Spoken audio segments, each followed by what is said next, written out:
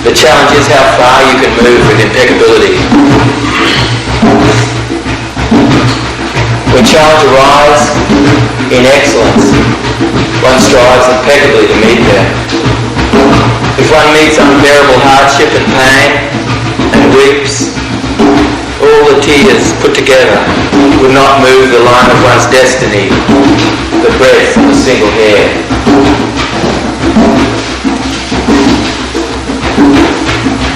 In excellence, one senses the interconnectedness with all that surrounds. In excellence, one shapes experience from this energy.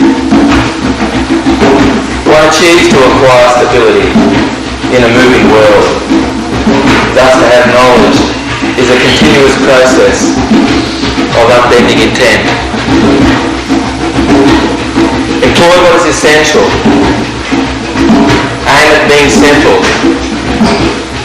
Focus on what is central in deciding whether to challenge. For any challenge, the challenge shaping life. In excellence, one is willing and ready to make a stand here and now. To live what we speak and speak what we live next. Relax. Abandon yourself. Fear nothing. Only then will the powers that guide you open the road and aid us. When faced with odds that cannot be dealt, in excellence one retreats, allowing the mind to meander, occupying time with something else. Anything will do. In excellence, a second could be an eternity that may decide the outcome. In excellence, one aims at succeeding. Therefore, expand what may be sensed as contracted. Make use of the moment and live to the edge of inspiration. Being at one with all things involves excellence. There's always someone up front. Thus, in excellence, one freely mingles and pretends to be a part of everything. One is a master of controlled folly. In excellence, everything that surrounds one is an unfathomable mystery. One must try to unravel these mysteries without hoping to understand it all. In excellence, one is aware of the unfathomable mystery that surrounds them and aware of the duty to unravel it. Takes a place amongst the mysteries and regards self as one. Consequently, in excellence, there's no end to the mystery of being, whether being means being a hurdle or an ant or oneself. This is humbleness. One is equal to everything. In excellence, one learns to laugh and see self playfully. If one can be a fool, one can fool anyone. In excellence, one is timeless in patience, expanding what senses contracted with the coolness in the heat of the moment. In excellence rests an infinite capacity to vary one's tack, to improvise, to understand the routines of others and use them.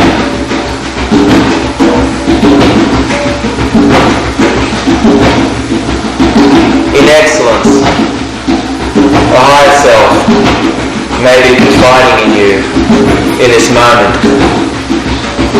as is visiting a younger self to bring to bear what learning and resource is purposeful here.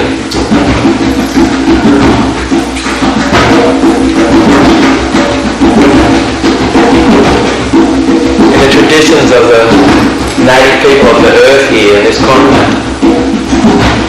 The east was the place of new beginnings. That you may remember and use these directions this way in your life. That the east was a place of the rising sun.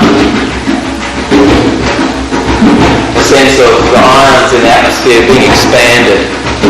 Everything coming out. Like a yang energy. The place of the eagle. And to the south, the place of warmth, the colour green, the place of the coyote, the trickster, ability to see the fluke to things, the field mouse, intimacy up close, the child within you, a playful self. And to the west, the place of the setting sun, a shedding away of the old, a making way for the new, a place of introspection, a place that looks within, a place of the dream catcher,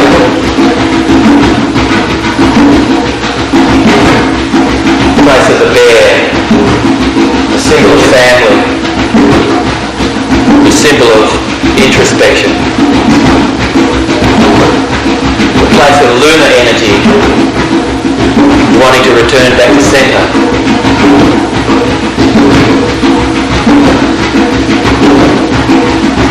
To the north, the place people looked to see the trees lose their leaves, see the bare essence of things. Place of the white buffalo, the grey-haired people, place of our grandparents, and thoughts that let's make this earth safe for certain generations. And whatever you do in the way that you walk on this earth, you sense that what you're doing is making it safe for 7 generations.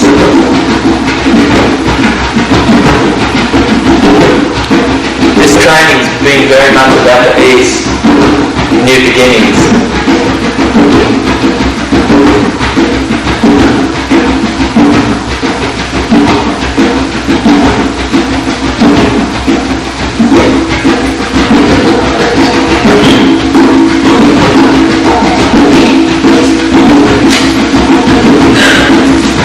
Whilst our smoke stickers being lit, and you'll want to make sure that that's off the carpet, making your body understand.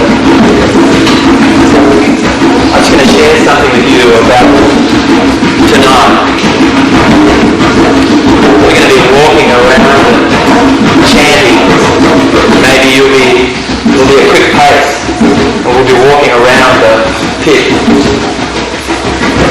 And you'll be in a visual mode, and you'll be practicing visualizing something in your head, something cool, something light, something like frost, something like ice, snow. You'll be imagining that you're seeing this in your mind's eye, and you'll keep this in your mind's eye. You may have a number of things that are cool, like ice. You'll be totally seeing the mind's eye, and you'll have forgotten your feet.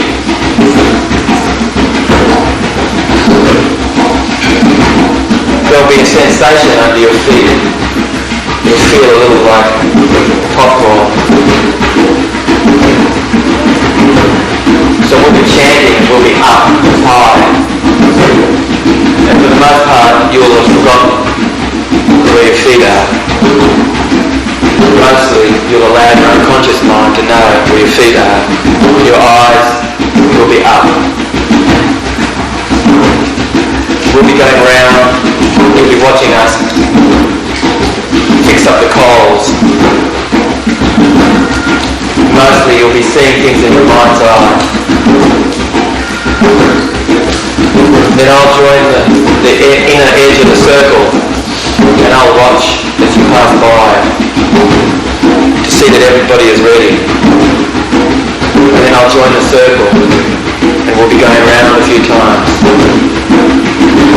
And then I'll lead across the poles, and the people behind me will come in behind me and follow through. And everybody will pass through once. And then you join the circle, and as you feel you'd like to make another few more passes, you can make a few more passes.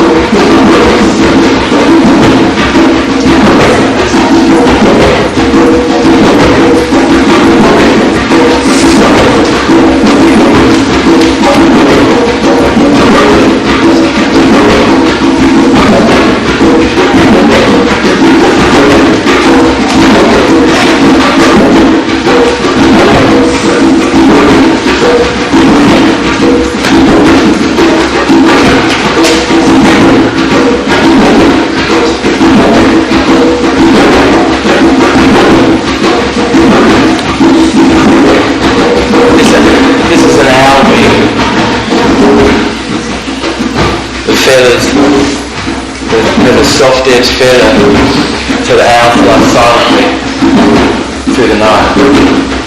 But the owl is the keeper of the dark, the ability to see in the dark,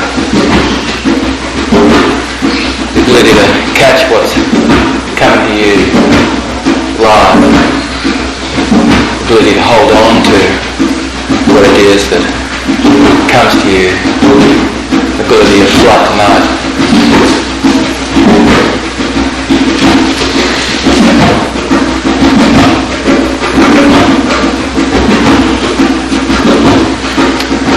Alright, we're just going to go 1, 2, 3.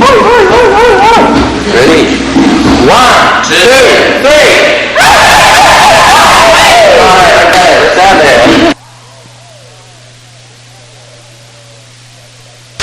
So, today's the last day of the training, and we've just been out there this morning and finished. Other people have been finishing up with the pamper pole.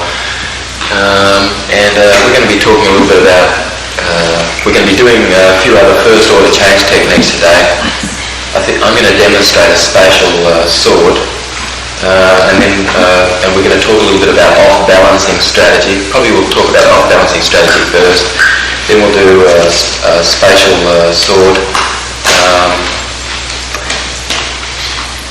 and we're going to be talking a little bit about. We're just going to touch on immune system and how our beliefs and what it is, our patterns of doing things, how that either enhances our immune system, how it affects the immune system.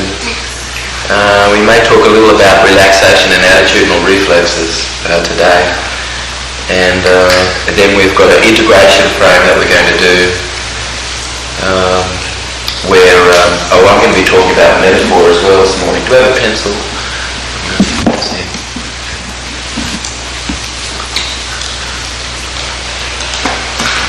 I'll talk a little about metaphor this morning so that you'll really be sensing how to use metaphor, explaining something in terms of something else that has the same structure. And often it's a way of getting access to information that's in the right hemisphere. So it's a way of being able to explain things, and it's enabling you to be much broader in the way that you have ability to describe and explicate.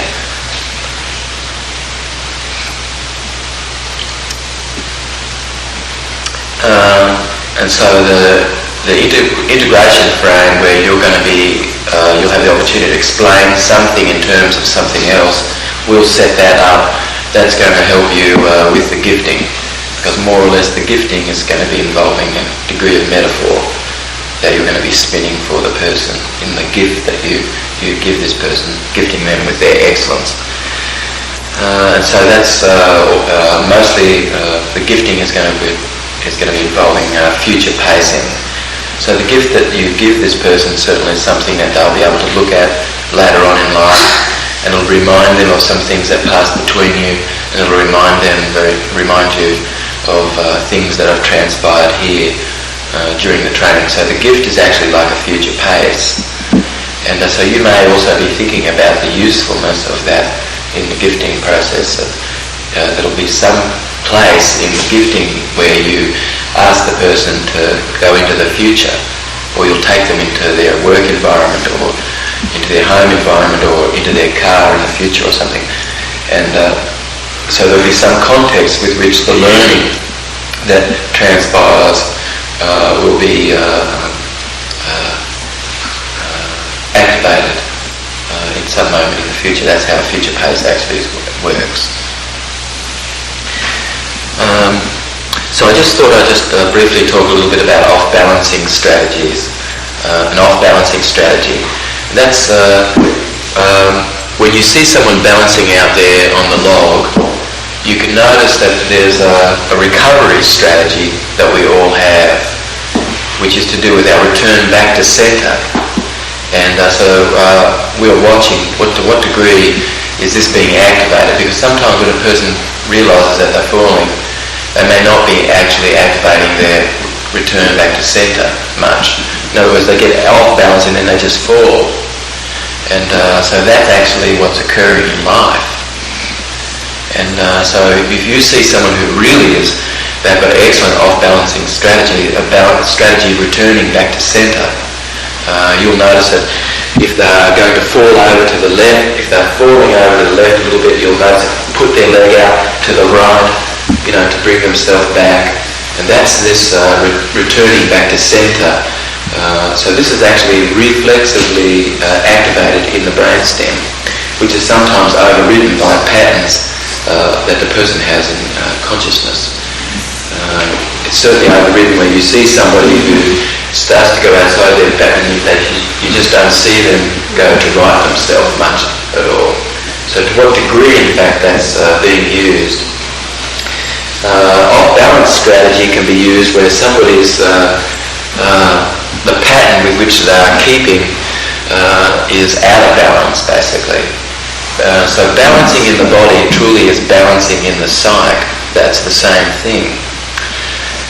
So you could say that we're all through our waking state, we're trying to balance things. And the balance that you see in someone's movements very much is the balance that you see in this person's psyche. So someone who's a little off balance, you'll notice they bump into things a little bit. Possibly this person has bruises on one side of the body much more than another side.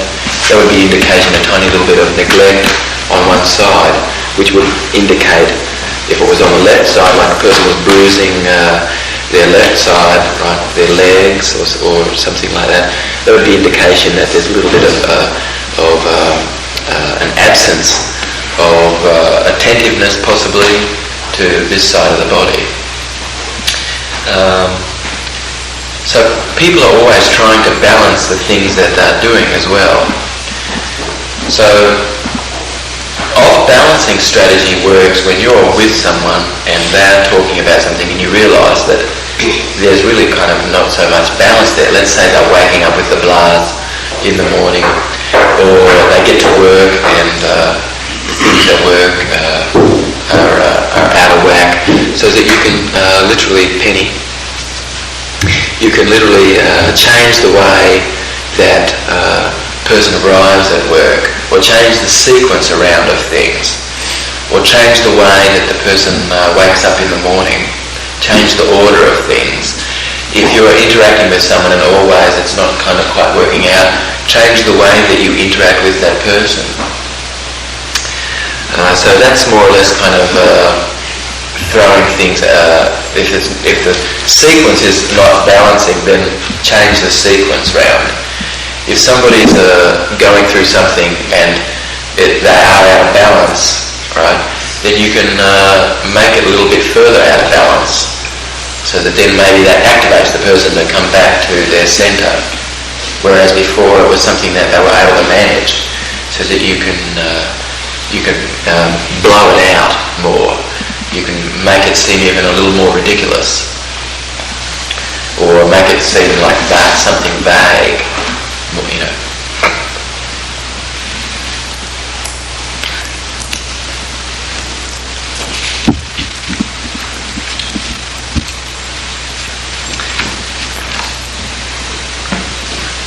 So you can ask somebody to go through the sequence of things that happen during their day, taking them through their feelings, through what they hear and what they see, and asking them to note how their feelings are and what their experience is as they go through the day. And then when you've got a little bit of a short list then of how things have been happening for the person, so then you can go through and you can literally swap things around a little bit to change the order of things, so that you're actually maybe going a different way to work, or something that really does create a sense of a freshness and bringing you back to that place of sensing balance. Taking it out of maybe the habit that's there and putting something new in a little bit allows context to exist where I can see difference perhaps, and where novelty may exist a little more, that I can then sense something with a degree of freshness perhaps. Okay. Okay, just before we go on to, by the way, that off-balance strategy is in the Practitioner's Manual. I used that strategy to help someone give up cigarettes. One time they wanted to quit smoking, but they never quite were at that point. So I bought a carton of cigarettes, and I was around the person enough that I would say things that would always remind them to smoke more and more. Yes. Until they finally got really sick of it. Yes. And were able to quit. So actually sometimes people are doing that. I know a fellow who has given up smoking, and that's the way he did it actually. It wasn't enough for him to just give it up while he was well, and he was thinking that this was not helping him much. But it wasn't enough for him to sense, and actually what he did was make himself quite sick. And then when he was really sick, then he decided to let smoking go, because there was, such a place that he'd gone to that was enough to activate his want to return back to centre. Okay. So that off-balancing strategy is on page 76 of the Practitioner's Manual. So at some point maybe you'd like to look at that. Just before we get into everything this morning, I heard people talking a little bit about content versus structure in the kitchen, and I think that would be a good idea for us to have a small discussion about that. And I just wanted to say, I just wanted to ask everyone, how's everyone's feet this morning after the fire walk? Excellent. Small cut. No blister though? Excellent, Richard. Good. Okay, so our fire walk really was successful. People's feet are excellent. That really worked well. Okay. So who would like to start with that little discussion that was happening in the kitchen about content, structure versus content? Just wanted the question answered. There are times when we get asked the person who, what, when, where, how, specifically, to get the specifics. Is that asking for content? Okay, now when you ask what, or who, or when, or how, really you are keeping in your mind's eye that you are wanting to elicit the structure of something. Because the content can be a myriad of things, and yet, the structure may be the same. Going for structure, how something is done, rather than who was involved necessarily,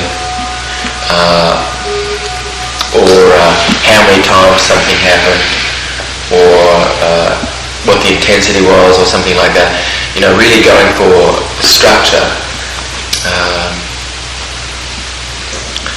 Short is a shortcut, because when you get into content, yes, it takes much longer. Right. And it's probably not as clear either. Well, the main thing is actually that we're going for structure, actually. So sometimes content is important because the person is wanting to get into content a little bit, and so then that's okay. But the main thing is that there's no need for you even to know anything much about what it actually is, the thing itself. So you can work with somebody, and if this is something that's really embarrassing for them, and you can totally work with that person working with structure without having to know content. The book Transformations, David's shown several techniques where it was contentless. And in the book Transformations, they give little exercises that would be content-free, forms of therapy too, for more practice. Is everybody understanding this? Certainly with people that you're working with over the phone, Penny, often people may want to get into content, and your time is valuable, people that you are talking to and everything. Good idea to imagine you have the ability totally to sense the structure of things, and kind of more or less be on that level. Sometimes a person really does want to get into content though, and then you satisfy them a little, because that's partly something that they may be interested in. But mostly yours just having this sense of going for structure actually. Okay. Anything else anybody would like to add at this point about anything?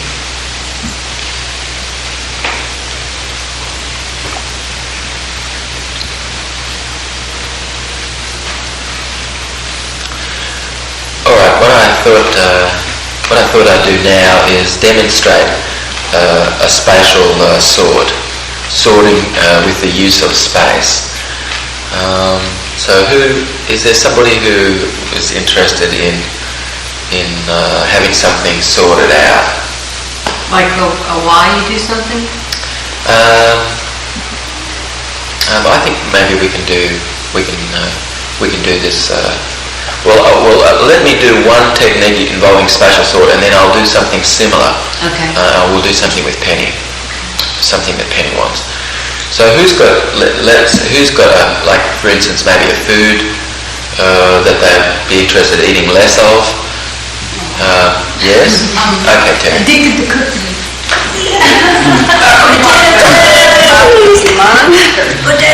Okay, let's bring a chair over.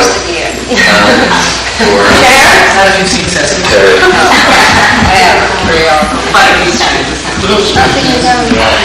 Not exactly mine.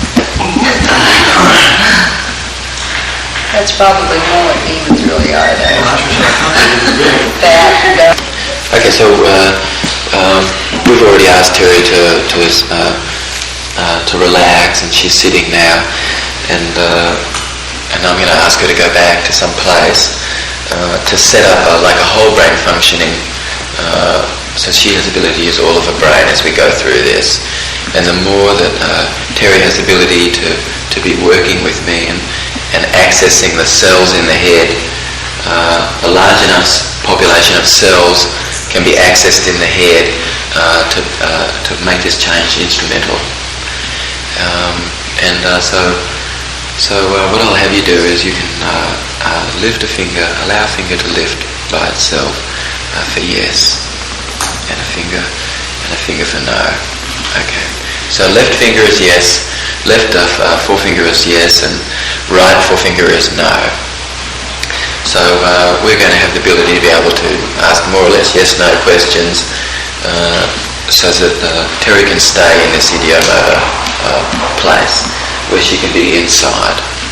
And so I've asked Terry to go back to some place that she's been before, some really special place. And when you're there, allow your yes finger to lift.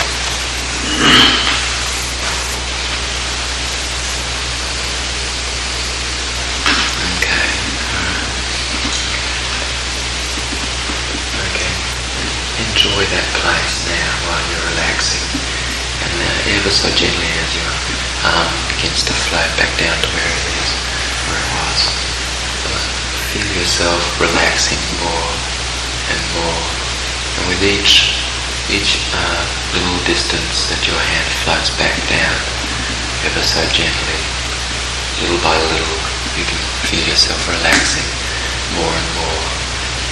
As a matter of fact, the distance that your hand drops each time that it floats down a little, that you feel yourself relaxing more and more, and marking that out with each little place that your hand floats. And enjoy that place where you are. Look around. Sometimes you can zoom in, sometimes you can zoom out.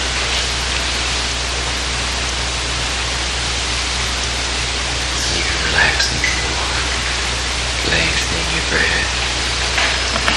And with each wet breath out, with each breath in, you can be relaxing more and more towards the end of the head.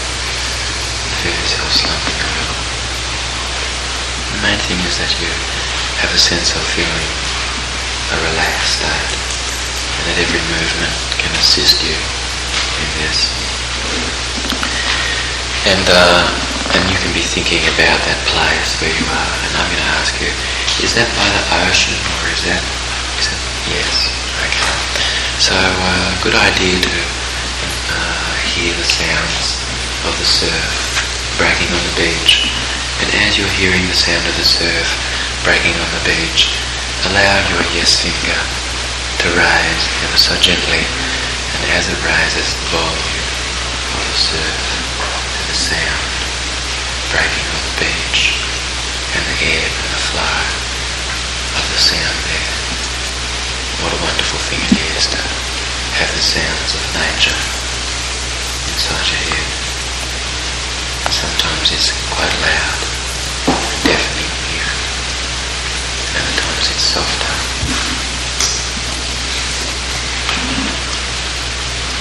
And allow this to come in waves, so that every time you're hearing the volume and the waves crashing and thundering on the beach, allow your volume finger, your yes finger, to raise, and keep that raised whilst you're hearing the sound of the surf breaking on the beach. At some points you'll be looking around. Sometimes you'll feel yourself walking down the beach, feeling the sand underneath your feet. Sometimes you're feeling the dryness of the sand. Other times you're walking close to where the water is and you feel the wetness of the sand and the coolness of the sand under your feet. You feel the interesting comparison between the wetness and the dryness. Sometimes you're so close to the edge of the surf that it rushes up the beach past where you are. Then it starts to draw itself back into the ocean. You feel the sand being drawn out from underneath your feet. Sometimes you turn to face the sun, feel the sun penetrate your skin. Sometimes you turn to walk back along the beach and feel the sun on your back, feel the soft sea breeze. Listen to the sound of the surf breaking on the beach.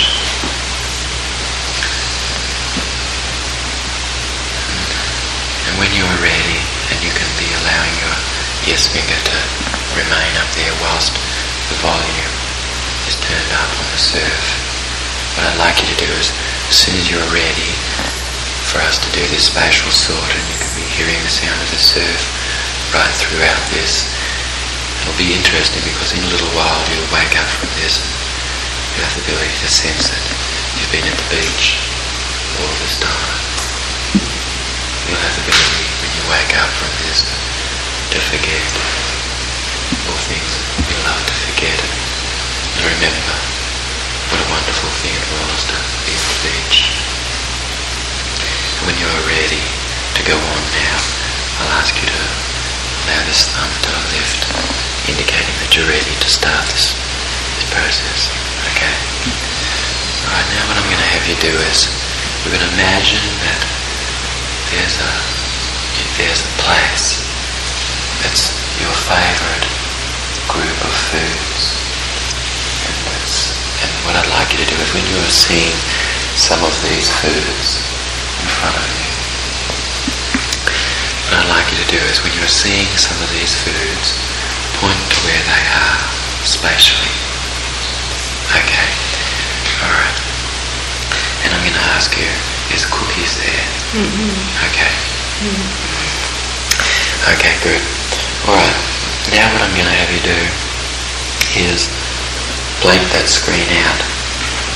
And imagine for a moment that you've got some food groups now that there's a food that you really don't enjoy at all. Matter of fact, you really can't stand it. And maybe you were made to eat it at one point and just really rebelled, really didn't like it at all. And still to this day kind of makes you feel a little squirmish.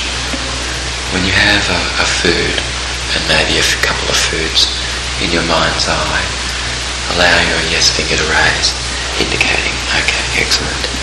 Now what I'd like you to do is point spatially to where these foods are stored, foods that you don't enjoy. Where are they? Down there. Okay, alright. Now what I'm going to have you do is pick a food group that's something that you will eat in the future, that's in that special category, in that special place.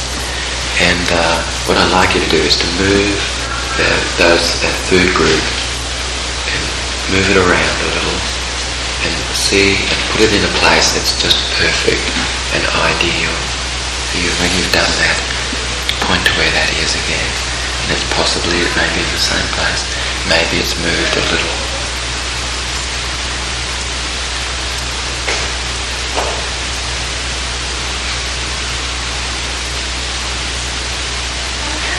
Okay. Alright. So now what I'd like you to do is look and see cookies there. And I'm going to ask you, do you want to eat less cookies? Okay. Do you want to be able to still have some sense of feeling about cookies? No. Okay. Would you enjoy just being neutral about cookies? Okay. Being neutral about cookies means that when you see cookies from now on, more or less, that you would enjoy more or less not so much having a feeling for them. But if they were there and you were sensing that you were hungry, it's possible that you could have some. Is that what you would enjoy? Okay. So basically, you'd enjoy feeling a little neutral about cookies. Yes? Okay. Excellent. Right, what I'd like you to do now is to look and see where cookies are in that pile. And take the cookies now and place them down in that place alongside the stuff that you don't enjoy. Good. Okay. Excellent. Alright. The place that you've put them now, if you were to just look in the periphery of your vision, are they a little outside your periphery of vision? Yes? Okay, excellent. Good. Alright. Now what I'd like you to do is to imagine that you are now going to go into the future. And before you do that, let's just go back into the past. And what I'm going to have you do first of all is you're going to feel the resource that you have now, feeling neutral about cookies. Meaning, what I'd like you to do now is to see some cookies on a table, and you're just walking around and you see these cookies.